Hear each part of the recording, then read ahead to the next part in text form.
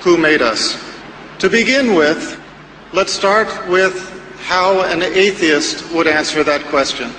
An atheist, if asked, who made you, will answer, well, nobody, nothing. We, as a creation, are the result of the Big Bang, which brought the universe into existence, and we are the result of evolution, which brought life into existence and the diversity of life as we know it. That is the atheist answer. But does that answer make sense? I would submit that it does not, and here is the evidence. To begin with, let's look at the Big Bang. First of all, let's understand that the Islamic religion does not have any problem with the Big Bang. Islamic religion does not deny that the Big Bang happened. The Islamic religion, however, teaches that the Big Bang was under the control of the Creator. Now, which makes more sense? For us to believe that it was a random event, or that it was under the control of the Creator?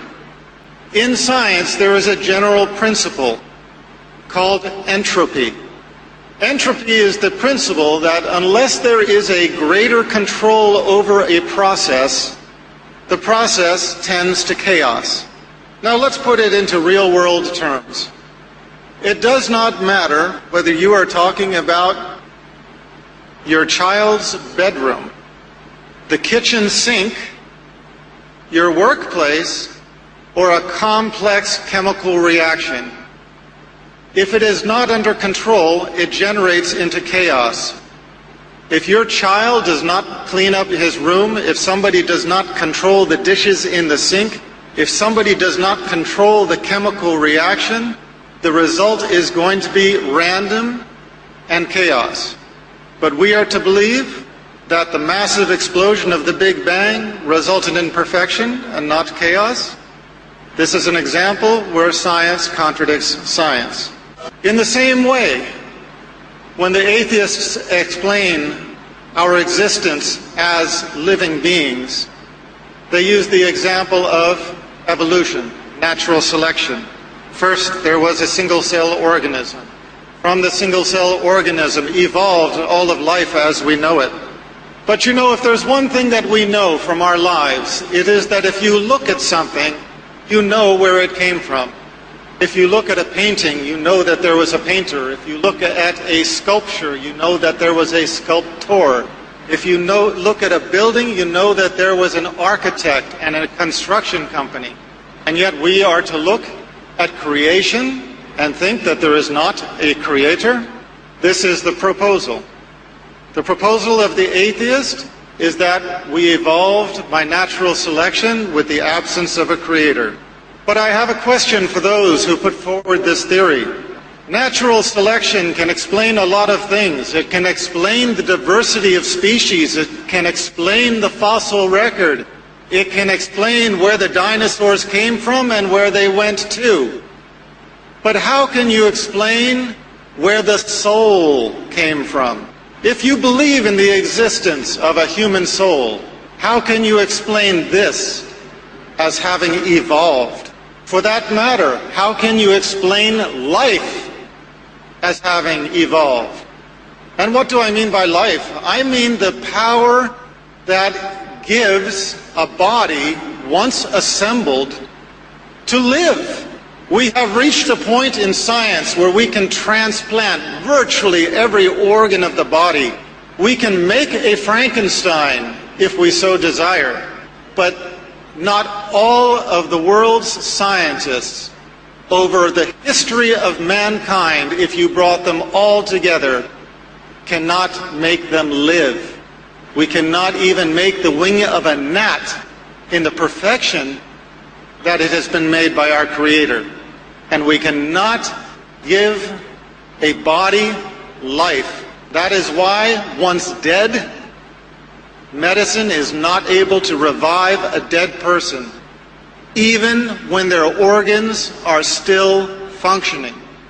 So, the explanation that we developed from natural selection is another example where science contradicts science.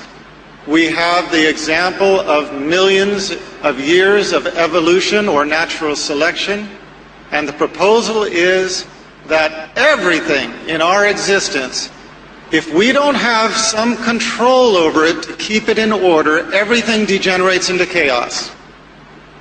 Except for the Big Bang and except for evolution. Those two things, just by themselves, they tended toward perfection.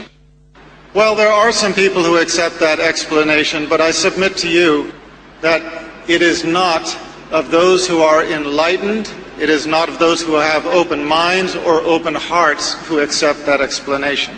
The Arabs have a story that they like to tell. A Bedouin is traveling in the desert.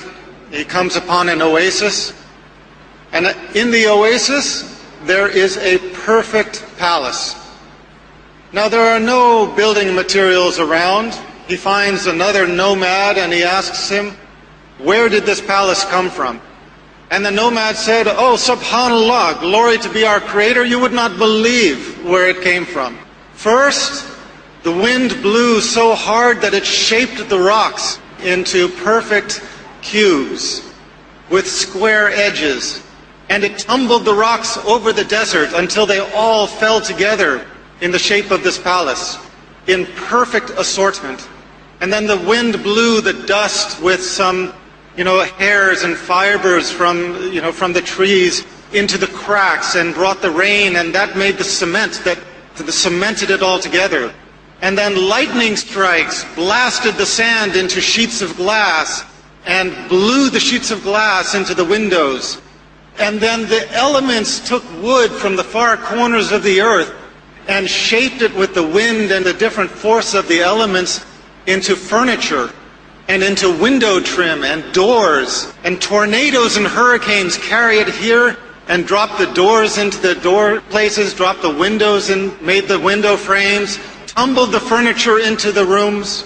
These strong winds took the fibers out of the backs of our sheep, wove them together into tapestries and carpets, and coated the floors with it. And all of this happened just in this one place on earth to make this perfect palace. When we begin thinking about it, we cannot help but roll our eyes and realize, come on, this guy is crazy. This is impossible. And yet what we are told to believe is that the Big Bang and natural selection, through the two most climactic events in the history of creation, accomplished something even greater than this.